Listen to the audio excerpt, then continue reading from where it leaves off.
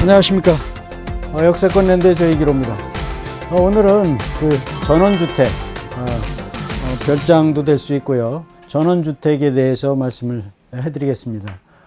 왜 그러냐면은, 우리나라도 이제 선진국에 진입을 하면서 이 전원주택, 이 도해지를 떠나서 야외에서 생활하는 그 꿈을 꾸시는 분들이 많이 늘어났죠. 그래서 이 전원주택에 대한 질문들을 많이 하시더라고요.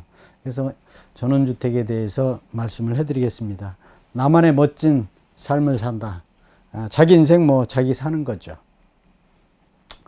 뭐 늘 말씀드립니다만은 지난주에도 이 상담들을 많이 전화도 하시고 이메일도 주시고요. 이렇게 하시는데 아주 고무적인 거죠. 왜 그러냐니까 요즘 그 부동산이 좀 침체기인 거 맞는데 이쪽 새로 그 신도시라든지 아니면은 뭐 이 토지를 팔고 싶다든가 또 사시고 싶다든가 뭐 여러분들이 이렇게 상담을 하시는데 아주 그 진솔하시고 또 상담을 이렇게 계속 하시는 걸 보니까 아주 좀 뿌듯합니다.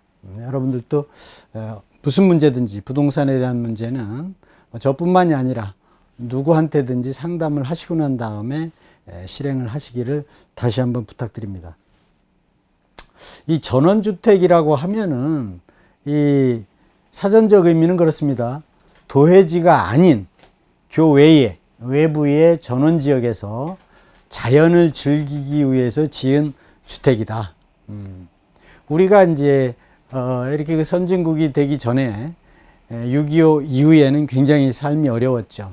그때 이제 시골, 전원 풍경들의 시골에서 많이들 이렇게 생활을 하셨는데, 이제 그분들이 지금 다 이제, 성장을 하셔가지고 사회의 일익을 담당하고, 그리고 이제 은퇴하신 거죠. 그래서 이분들이 이제 그 예전에 어렸을 때 성장했던 그런 전원지에서 한번 삶을 살아봐야 되겠다. 이런 생각을 많이 갖고 계시고, 또 요즘 그 젊은 분들도 이 아파트 주택값이 너무 비싸다 보니까 조금 밖으로 나가서 내가 원하는 집을 짓고 크지 않더라도 살고 싶다. 이런 분도 늘어나는 추세입니다. 그래서 이 야외 전원주택이라는 게 좋은 게요.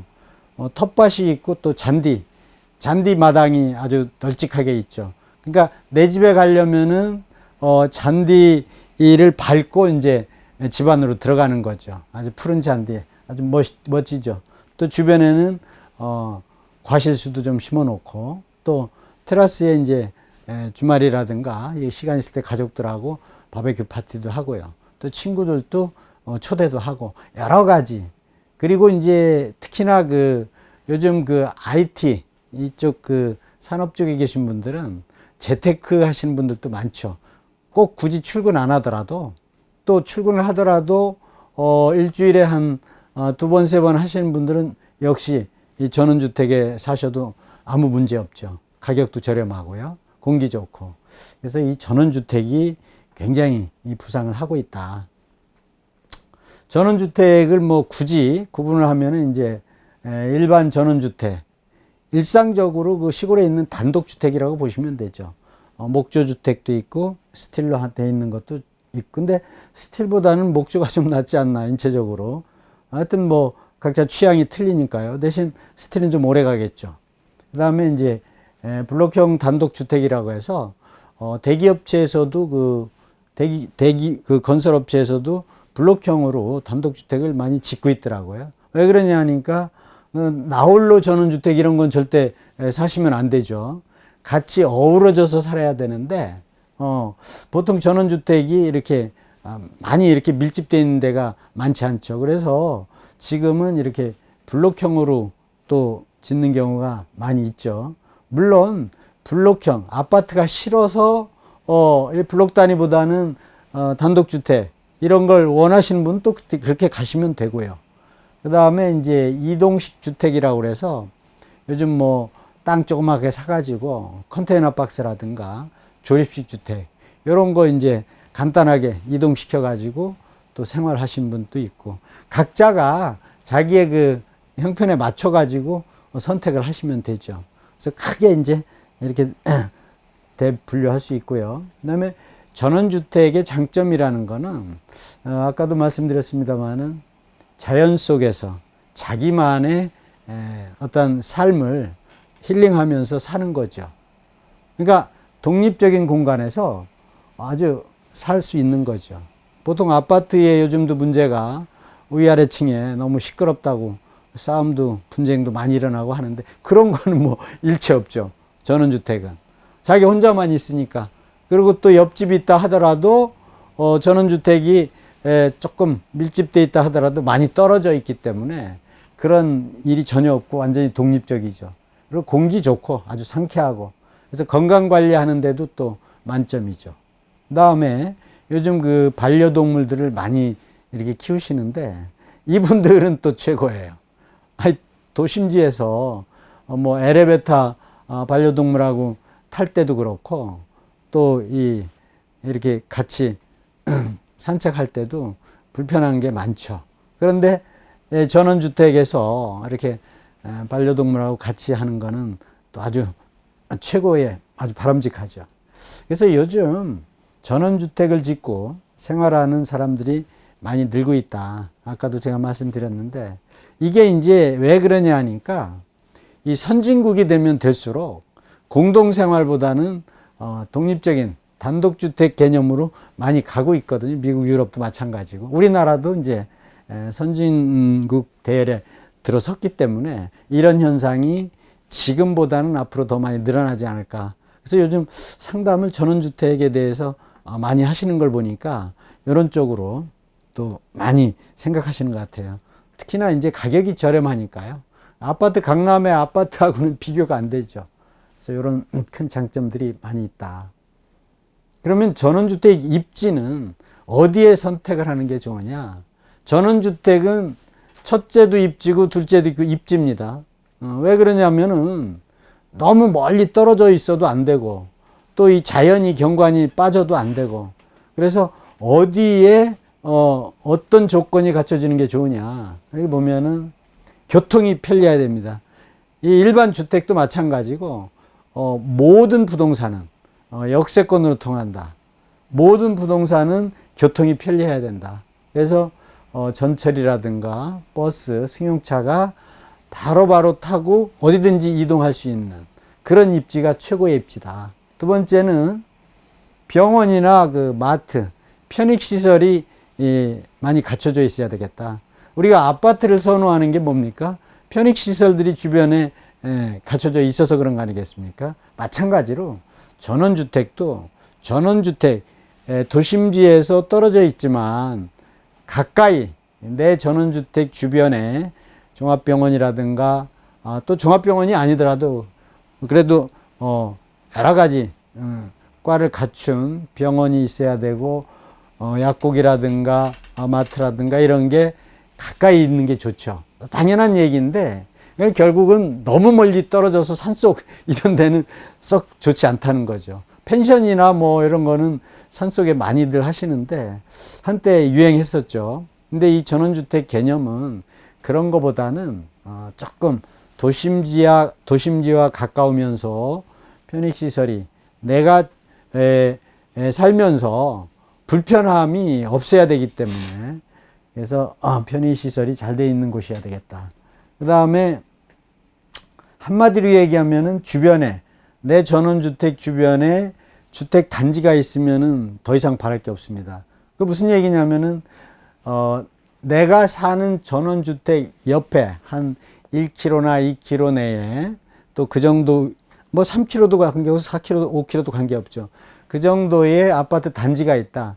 그러면 그 아파트 단지의 편의시설들을 다 활용할 수가 있지 않습니까? 그래서 그렇게 되면은 아까 말씀드린 병원이나 이런 걱정할 필요가 없죠. 또 교통도 걱정할 필요가 없고요. 그래서 한마디로 얘기하면 주변에 주택단지가 있으면 좋겠다. 그 다음에 또 매도할 때는요. 매도할 때는 토지 면적을 평가를 하거든요.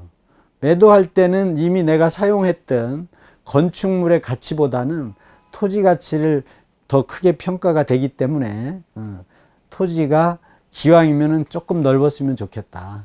그렇다고 해서 뭐 너무 넓고 그런 거는 별 의미가 없고요. 내가 사는 공간보다는 조금 넓었으면 좋겠다. 그래서 입지 선택은 본인의 성향에 따라서 선정을 하는 거기 때문에 이거는 뭐 여기가 좋다 저기가 좋다 이야기하기는 좀 이 객관성이 있죠. 주관적인 거죠. 그러니까 산속을 또 좋아하는 사람도 있을 수 있어요. 여러 가지 자기 그 성향에 따라 틀린 거기 때문에 딱 이게 맞다 저게 맞다는 정해진 건 없고, 보편적으로 이렇게 교통이나 편익시설이 있는 게 좋겠다. 이렇게 이제 정리를 하면 될 것 같습니다. 그러면 전원주택의 그 문제점은 뭐냐? 우리가 전원주택을 선택하는 그 이유를 보니까 아파트가 너무 공동생활을 많이 여러 세대가 하다 보니까 불편한 점이 오히려 있었다. 편리한 점도 물론 있죠. 관리사무실에서 관리도 해주고 편리한 점도 있지만 또 독립적인 공간이나 또 이 쾌적한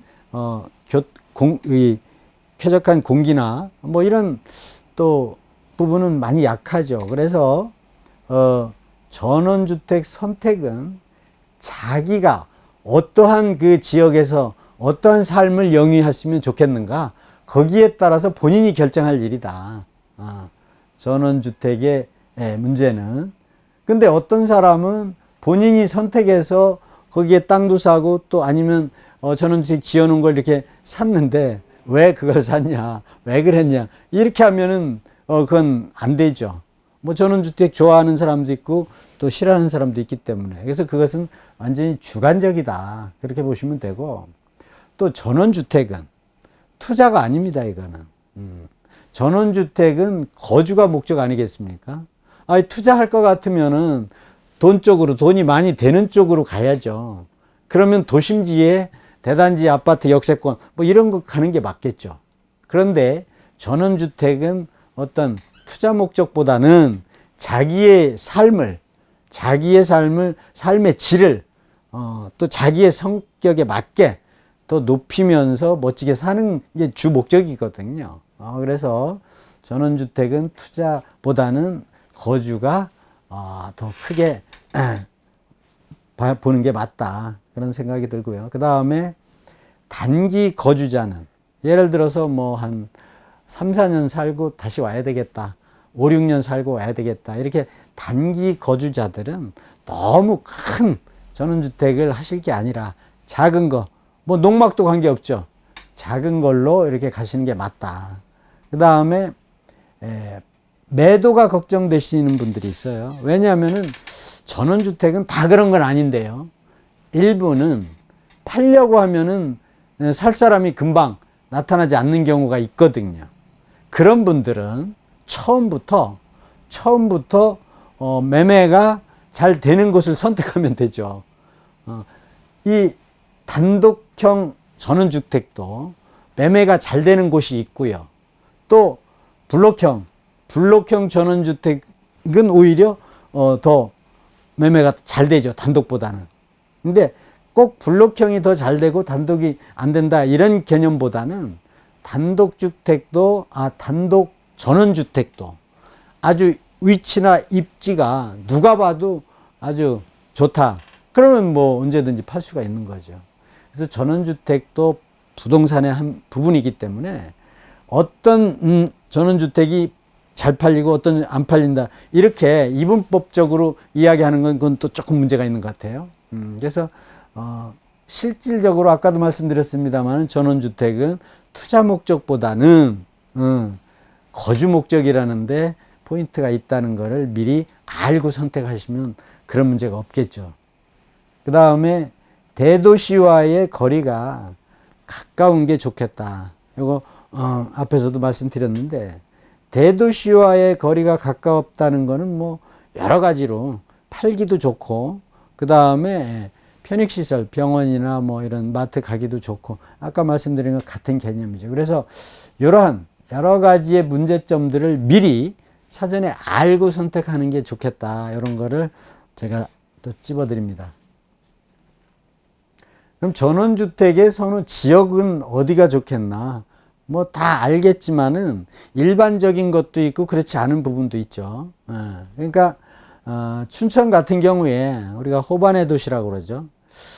제가 그 춘천은 갈 때마다 야, 여기서 한번 살아봐야 되겠다. 그게 아파트가 됐든 전원주택이 됐든. 왜 그러냐니까, 경춘국도 타고 가든, 뭐 고속도로를 타고 가든, 가서 보면은, 가운데에 호수가 흐르고요. 그 주변은 다 산으로 둘러싸여져 있죠. 그래서 우리나라에서 춘천만큼 그 아주 명당, 입지가 없다고 그래요. 그래서 거기에서 그 박사들도 많이 나왔다고 그러지 않습니까? 꼭 박사가 뭐 많이 나와서 뭐 춘천이 좋다 이거보다도 입지가 뭐 풍수지리 이거 하시는 분들은 뭐 다 인정을 하는 거죠. 입지가 너무 좋은 거예요, 춘천이. 늘 가보지만은 한 번도 실증 난 적이 없어요. 자전거 동호회 참여하신 분들도 뭐 자주 가시고 또 뭐 등산 가시는 분들도 자주 가시고, 뭐 요즘은 그 뭡니까 그 어린이들이 또 많이 가잖아요. 그래서 이 춘천은 우리 전원주택의 선호 지역이다. 전원주택에. 그리고 그다음에 이제 북한강하고 남한강변에 그 전원주택 선호하는 거는 뭐 예전부터 많았죠. 근데 이제 강변에 전원주택을 할 때는 이것도 성향인데, 강을 맨날 쳐다만 봐서 뭐 좋은 건 아니잖아요.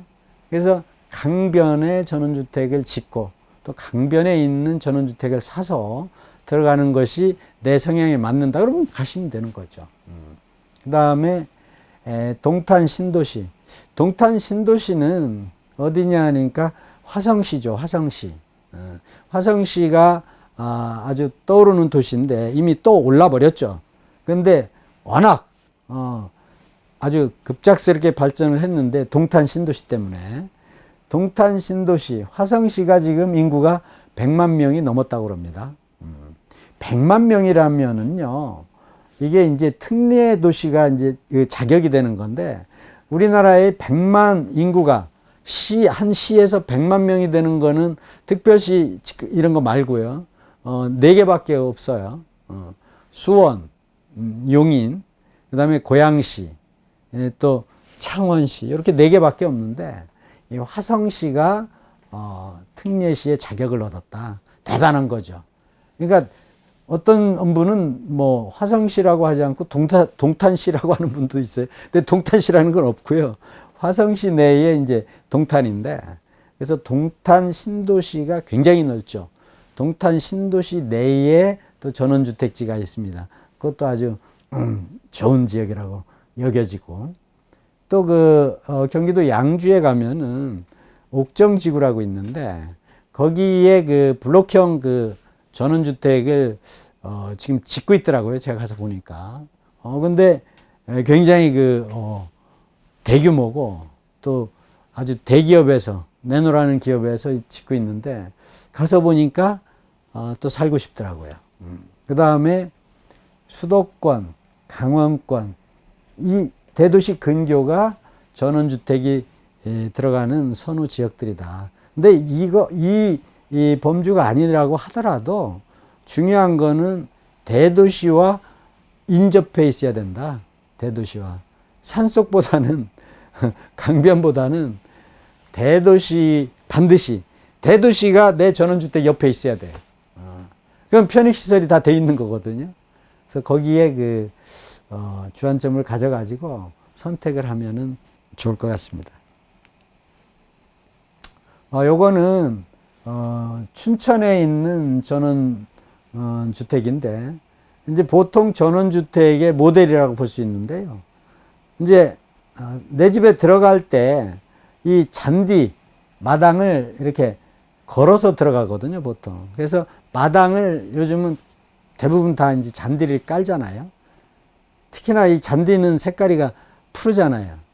사람 소나무를 좋아하는 것도 푸르기 때문에 마음도 푸르고 또 자연도 푸르고 항상 푸르죠.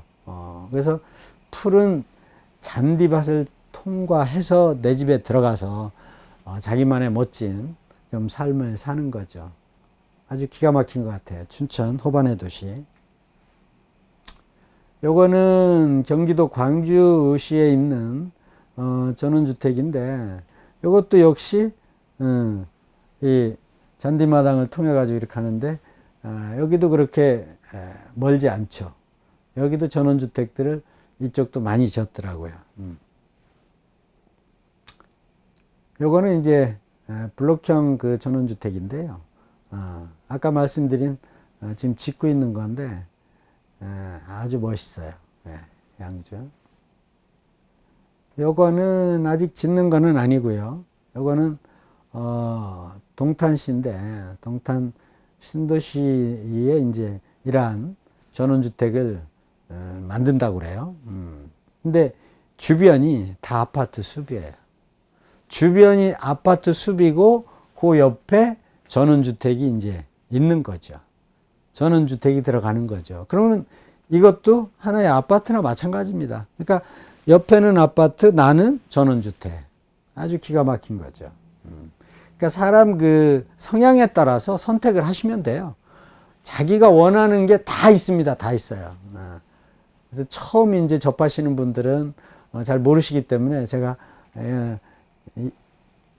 여러 종류의 사진을 이렇게 실어 놨는데, 요거는 운중동에 이제 아펠바움이라고 굉장히 고급스러운 전원주택이라고 봐야 되죠. 이렇게 전원주택은 농막 같은 작은 소형에서부터 큰 저택까지 그 아주 종류가 엄청 많죠. 그래서 우리가 이런 여러 가지 종류가 있고, 이런 입지라든가 나중에 팔 때라든가 또 투자 목적이냐 거주 목적이냐 여러 가지를 다 알고 선택을 하시면 나중에 후회가 없죠. 근데 다 알지 못하고 누구를 통해서 누가 좋다 하니까 한번 가서 보니까 경치가 좋으니까 이렇게 즉흥적으로 해서 선택을 하면 훗날 또 후회를 할 수도 있죠. 그래서 이렇게 참고해서 전원주택 선택하실 때 잘 여러분들이 참고하시면 될 것 같고요. 하여튼 오늘은 전원주택에 대해서 나름대로 제가 제작을 했고요. 잘 보셨으면 구독, 좋아요 요거 누르시면 제가 영상 만드는데 좀 도움이 많이 됩니다. 오늘 여기까지 하겠습니다. 고맙습니다.